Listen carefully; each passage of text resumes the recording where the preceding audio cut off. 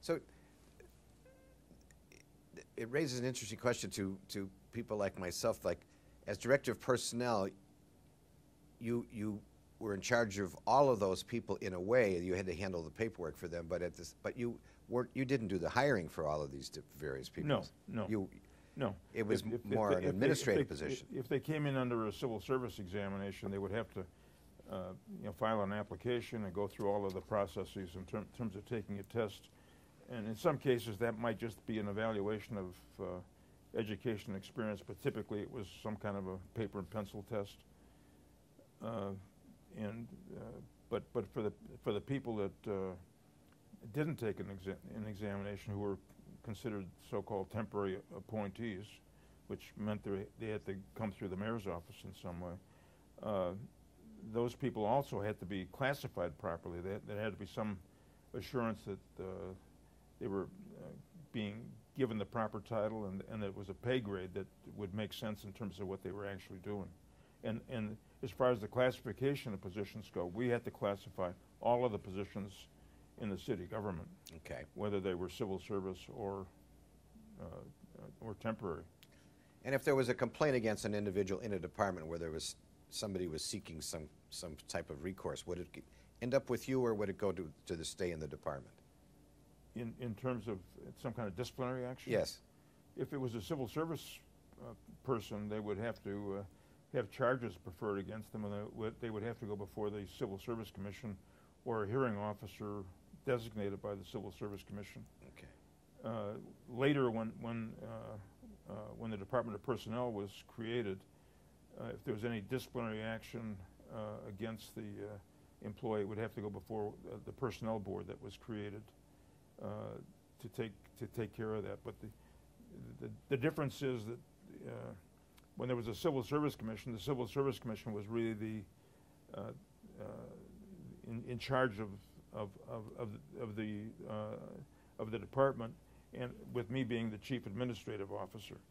When the Department of Personnel was created, then I was the chief executive officer, and the personnel board simply took care of the disciplinary actions and any complaints that might come up, but they had no executive power at all. I see.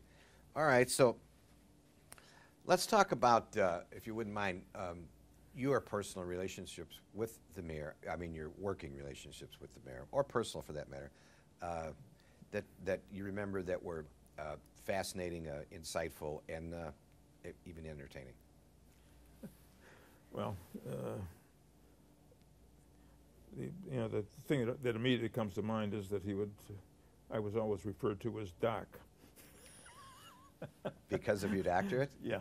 I mean, it was never I don't think he ever called me Arch that I could remember, but it was always Doc. Doc. And it was particularly good. And usually it was something that was a positive thing, but also the way that he said it might indicate that he was not too happy about something.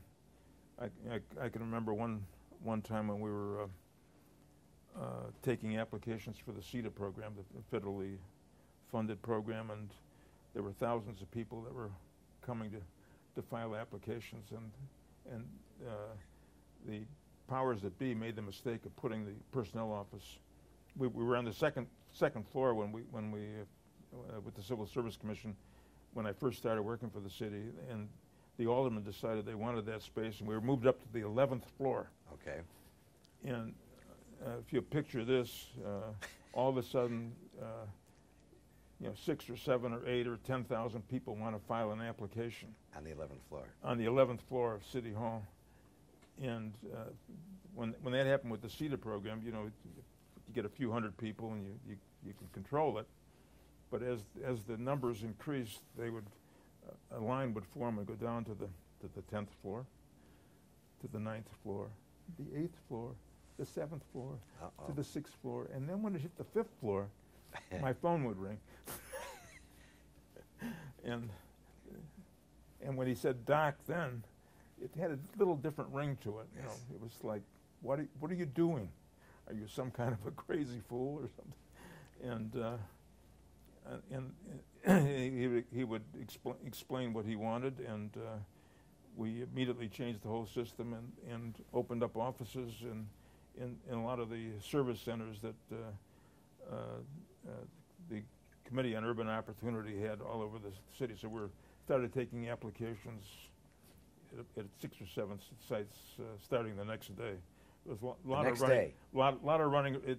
We weren't taking applications on the 11th floor after that day. I mean, that was the end of it. That's so. Well, that's a reflection of his power that he could actually say he wants it to be solved, and then it got solved. I think that's probably an accurate analysis. You've done very well with that.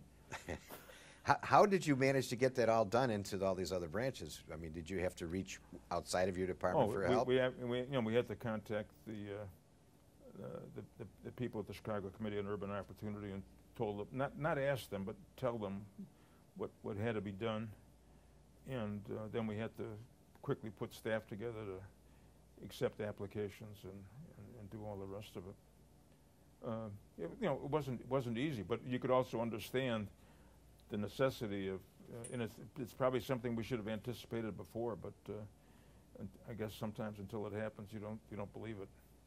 Yeah, I would imagine the elevators going up to 5 weren't working too well with thousands. The whole building was there was just mobs of people all over the whole building. What year was that, if you remember? I would make it'd be somewhere around 1970 or 71. 70 or 71. Yeah, right in that time. Okay, so what other? I mean, you'd see him once or twice a month. You'd obviously see him in budget time, but what was his knowledge of your department? Well, I think it was significant. I think the thing that was always that always impressed me was the fact that the importance that he placed on civil service positions.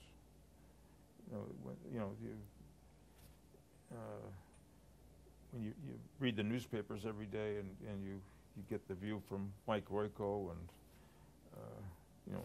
all the other people that were writing in the papers in those days, and you never got the feeling that the mayor cared anything at all about civil service positions and the like. But he as far as I was concerned, he understood it extremely well, and it was reflected in the way that he made sure that we had a lot of latitude to take care of those problems ourselves, and we did. Well, now the civil service, that's police and fire. It's police and fire. That's at least half of your jobs, or isn't it? Or am I wrong in that? No, I would say that it might have been, probably was more than half. More than half, and who else? I mean, that would be all of the engineers and. Well, even some of those would be temporary positions, but certainly a lot of the professional positions, especially the entry level and 2 or 3 levels above that, all the clerical positions. All of them. Virtually all of them. I wouldn't say all of them, but a lot of them. The ones that were the exceptions tended to be the laborers. By and large, were not covered. But that wouldn't include the foreman on a job. That would just be the laborers. I mean, well, supervisors. No, usually a lot of the trades positions were what would be characterized as patronage. And I'm sure in many cases there were union referrals and things like that at the time. But I think the ones that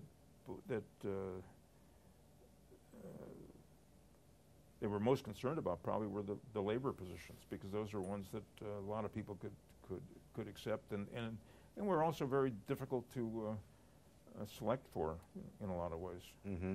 Although we did come up with some very good ideas when they started converting over to civil service later on. We came up with some novel approaches on that, and I can explain that to you if you want later on. That was this after the mayor's. Yeah. Yes. Yeah. About this patronage, did it increase or decrease after the mayor died, Mayor Richard J. Daley died, as a percentage of the total?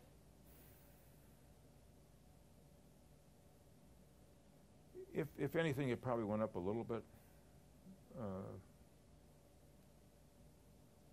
it's almost hard for me to say with any certainty, but my guess is it probably went up a little bit. But By that you mean 1 or 2%, or? yeah, not much.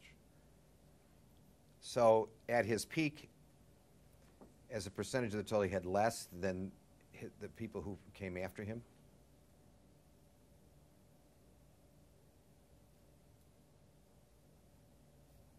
I think that's probably accurate. Yeah, in fact, yeah, I'm sure that it would be accurate. I'd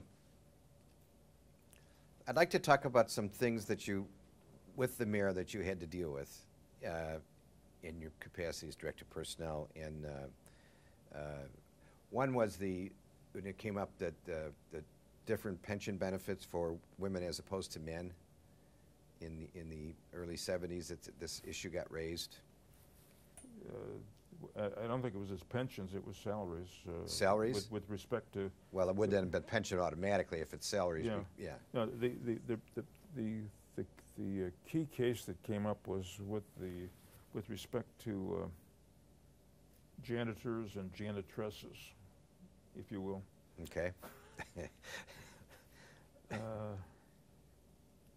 And you know, the thought was that men could do heavier work. Okay. And when I say the thought, I mean this is the rationale for for a higher salary for the men as opposed to the women. On further analysis, obviously the court, it came up in a court case, and the women won the lawsuit, and then we changed the titles to make sure that the titles were common, and that it wasn't one for men and one for women, and that they would be paid the same.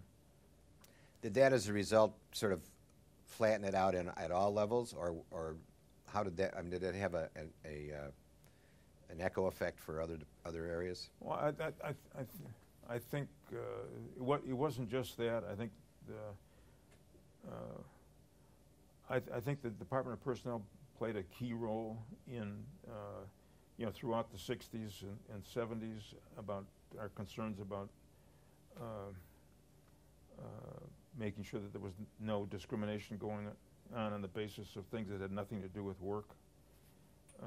We certainly did a lot to try to recruit for people on the basis of ability and not on the basis of anything that shouldn't be considered. We worked very hard at trying to get more people in the police and fire departments that were minorities, and eventually women. Although there was a big problem in terms of only men were accepted in the police and fire departments. Right. And there were special titles for police women in the police department, and of course there was no one in the fire department.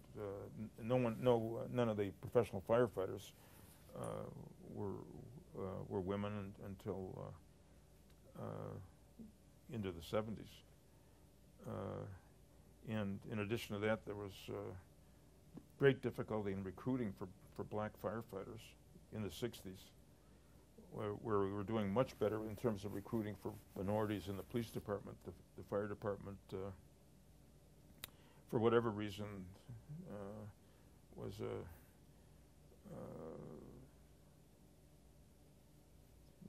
just it was very difficult to recruit people in the fire department, because I don't think they were very well received there, if I can put it that way. I was trying to put it as gently as I could, euphemistically as possible. Yeah. Yes. And I thought I did a pretty good job with it too. I might say, just now. But one of the things that is always shocking to talk about that particular area with minority recruiting. Am I getting off the subject? No. This is all part of that era.